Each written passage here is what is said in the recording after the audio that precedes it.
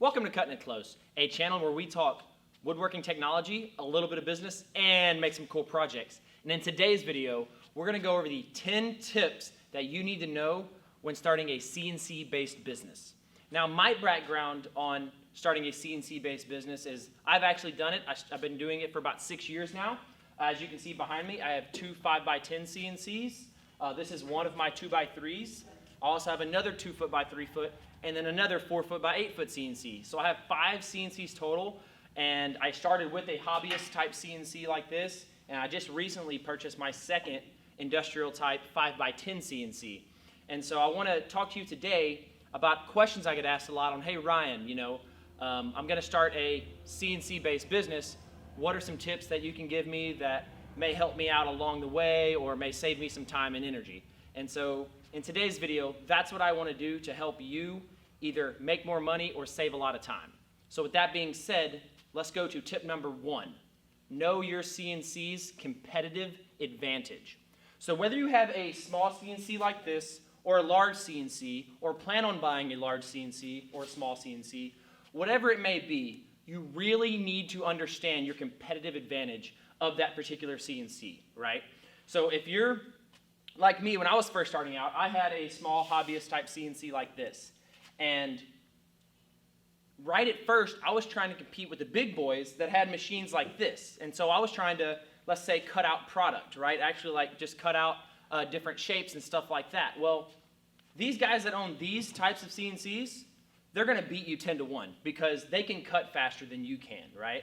And then I soon figured out having a small CNC like this is a lot better for maybe engravings, let's say, right? Because this CNC and this CNC are going to engrave at the same exact rate, right? You maybe engrave with a 60-degree V-bit or a 90-degree V-bit at 90 inches a minute. And I don't know what that is, centimeters per minute. We'll leave a little thing right here.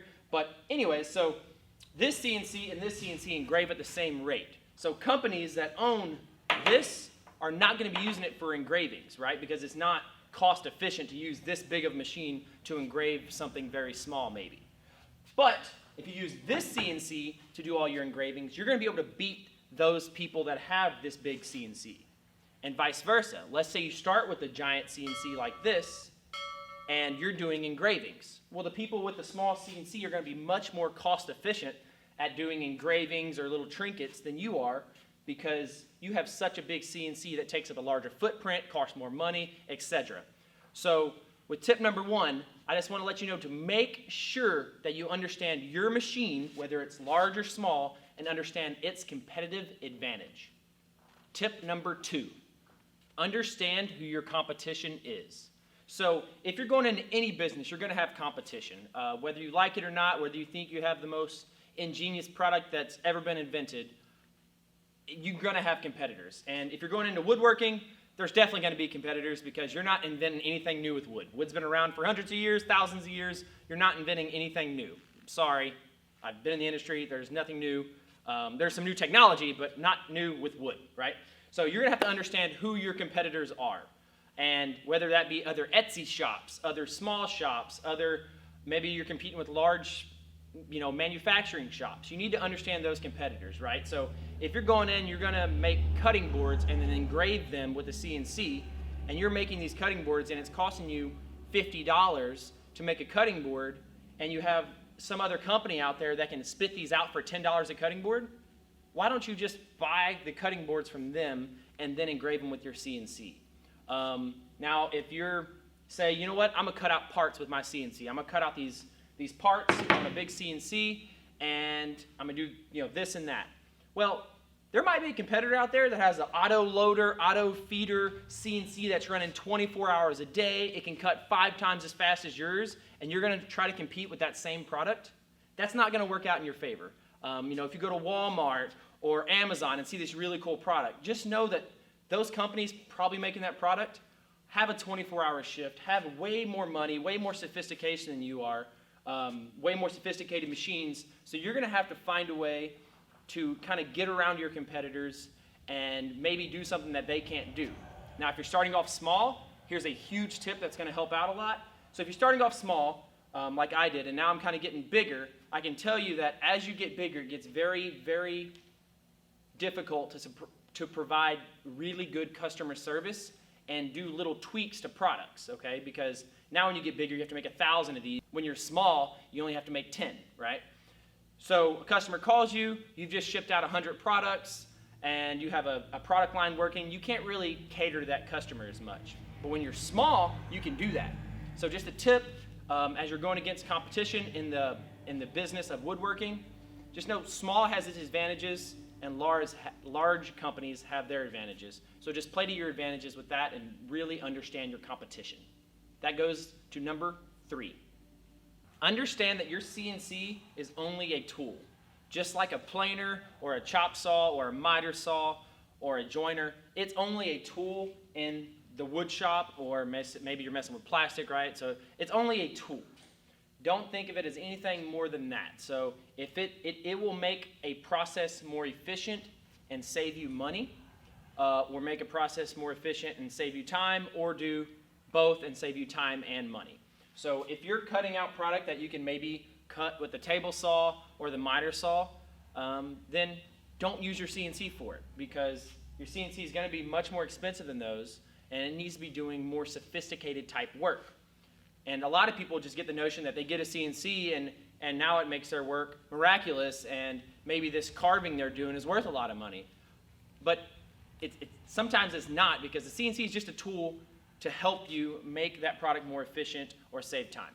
So you have to understand that. Just because you have a CNC does not mean that you're now going to make a lot of money in the woodworking industry or selling wood products. It's just a means to an end. Okay? Now let's go on to tip number 4. How much programming do I need to actually know, right? And I get that question a lot. And my tip to them is know as much as you need to know and don't know any more than that, okay? So I've built my CNC-based business up quite a bit. I have quite a few CNCs, and I still to this day do not know how to do any kind of 3D modeling. I am very, very basic on what I know and what I can design on a CNC program like Aspire or VCarve Pro or AutoCAD, anything like that. I'm not very good at it, but I know what I need to know, and I'm efficient at doing just that. There's some people out there that are absolutely magnificent at doing all kind of 3D modeling and doing all this CAD CAM work and Fusion 360, all this crazy stuff. I am absolutely horrible at that, and I've still grown the business this much, and I am the guy that programs all the CNCs. Now, maybe when I get a little bit bigger, I'll probably hire the guy that is extremely good at doing all the CNC programming and CNC design work. But to me, you don't have to know as much as you think you have to know. You just need to know what you really need to know, and don't worry about everything else. So to this day, I still don't know how to do a lot of 3D modeling, anything like that, but it's okay, because my business does not rely on that. Now, if you're doing a business that you have to do a lot of 3D modeling on, well, you probably need to learn that, and you don't need to learn how to nest products maybe, right? So how much programming do you need to know? Whatever you actually need to know, and forget about the rest. That leaves me to tip number 5. Know what kind of product you're selling.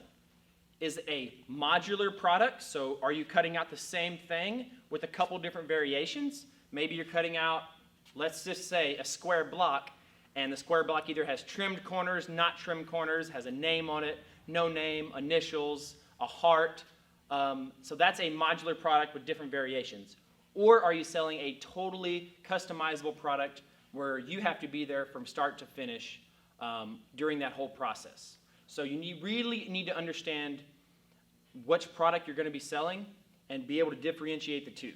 So in my business, I sell a modular product or many different modular products with lots of variations. I've tried it the other way, and once again, I'm not very good at designing. I'm not super efficient at it, so it didn't work for me doing all this custom work, and personally, I couldn't find the clientele that were willing to pay for the product I was making, because I wouldn't have been able to make enough money doing that. So I went the modular product with multiple variation ways where I'm making, let's say, 100 or 10 or 1,000 of this same product, and I'm varying it a little bit, and that's kind of what route I went. So with tip number 5, just know what route you're wanting to go with your product differentiation and go that route and stick to it. That leads me to tip number 6. Know what you're getting into. So if you are actually deciding, you know what, I'm going to run a CNC-based business and try to make a living doing this, then you need to really treat it as a business and do not treat it as a hobby. Now, if you're saying, you know what, I'm just going to work on Saturdays and Sundays, do this as a side hustle, and make a little bit of side income, maybe $5,000 a year, $10,000 a year, whatever it may be, then you need to treat it as that. But I always see the mistake of people saying they're going to start a business and then not pursuing it as a business and still pursuing it as a hobby. This kind of goes full circle around the board, any business you get into, but with a CNC, it could be a big investment for you, and if you're going to wing it, then know that you're going to wing it, right? And if you're going to go full on into it, well, then you need to dive into it. Do not make the mistake of thinking you're running or trying to be more of a hobbyist and then charging business price numbers. It's not going to work out for you, because in the world of business that I've gotten into in woodworking, there are a lot of competitors out there. There are a lot of people that have a lot of funds, and they're going to try to beat you every single day. It's just as competitive as real estate, just as competitive as accounting, lawyers, attorneys, whatever. It's still a business, and it's still an industry, and it's very competitive. So be sure, if you're diving into it and actually want to start a business, know what you're getting into. If you want to do it as a hobby and still have fun, that's fine. If you want to go into a business, just know you're going to have a little less fun on the woodworking side of it, but you will make more money eventually if you do it right. That leads me to number 7, barriers to entry. Now, what I mean by barriers to entry is if it's cheap for you, it's probably going to be cheap for somebody else. So if you go, man, this, let's say this Glowforge or this Shapeoko or this DIY CNC build kit is so cheap, it only cost me $1,000. Well, there's a lot of other people thinking that exact same thing, and then they have the exact same machine as you. So as you're going to be competing with them, you're going to be competing with those people that bought the exact same machine as you. Now, let's say you bought a machine like this, or an industrial type CNC, and it cost you $60,000, $70,000, right? Or $100,000. Well, there's going to be less people trying to play that game, right? There's not going to be a whole bunch of people going out there and taking their stimulus check, right, and buying a $60,000 machine. That doesn't happen. So understand your barriers to entry, and if you have a cheap CNC, there's probably going to be a lot of competitors with that route. Now, it's not a bad thing. There's nothing wrong with that. But just know who your competitors are and who your barriers to entry, or what your barriers to entry are on the machine that you are getting. That leads me to tip number 8. Know how much to charge an hour for your CNC. Now, there's 1,000 different ways to cut a cake, to cut a pie, and there's 1,000 different ways to calculate your cost of per hour on your CNC. So whatever way you do that, you need to make sure that you understand the way you calculate those costs, whether your salary is included in those costs, whether the bit wear and tear is included in those costs, or is that a separate cost. Fixed repairs are in that cost, right? Your machine will break down eventually. So you really need to understand, and first and foremost, try to derive that cost. You know, something I do is I have a 5% or 3 to 5% fixed repairs in my machines every year, and that I actually tack into what I charge per hour. So even this little guy has, you know, I put 5% fixed repairs in there. So say the machine is $1,000, so I dedicate $50 a year into that machine for repairs. That a belt may break, I may break this spindle eventually, maybe after 3 years. You don't know. So when you're doing your cost breakdown on how much to charge per hour for your CNC, you need to look at maybe runtime. How often are you going to be running it? How often you should be running it? You know, there's 168 hours in a week, but maybe you're only running it 20 hours a week. Maybe you're only running it 40. Maybe you're going to run it 80.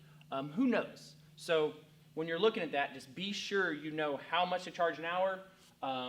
Look at your fixed cost, your fixed repairs, and then know that bits do get expensive.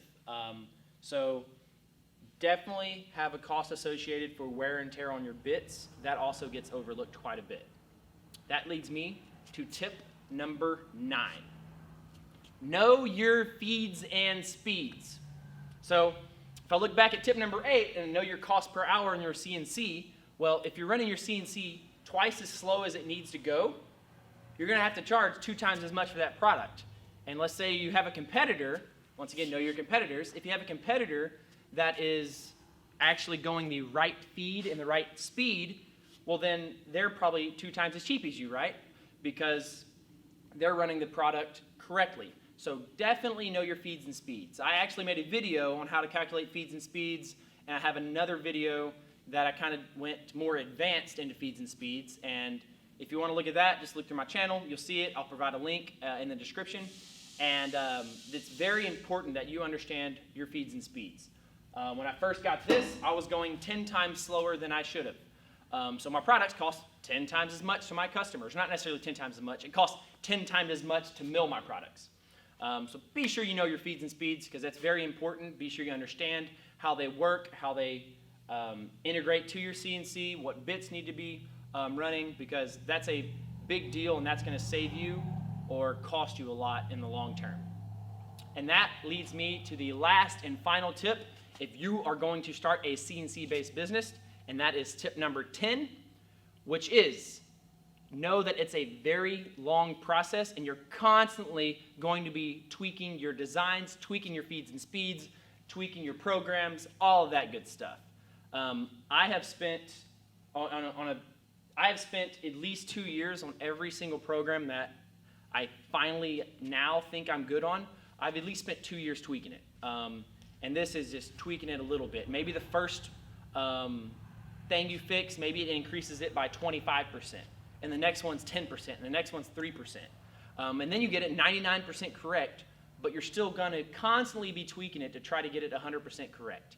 And just to let you know, you will never get it 100% correct, but you will try to get it close as possible. So as you go along this business journey, just know there's a lot of things to think about. You're going into a sea with a lot of competitors. There's a lot of CNCs out there because they are getting cheaper nowadays. You're going to have a lot more competition.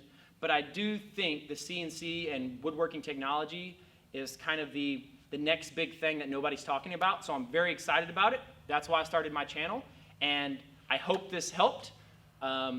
Please give this channel a like, subscribe, do all that good stuff. And if you have any video recommendations, please leave them in the comment section below. And always remember, if you ain't cutting it close, you ain't cutting it right.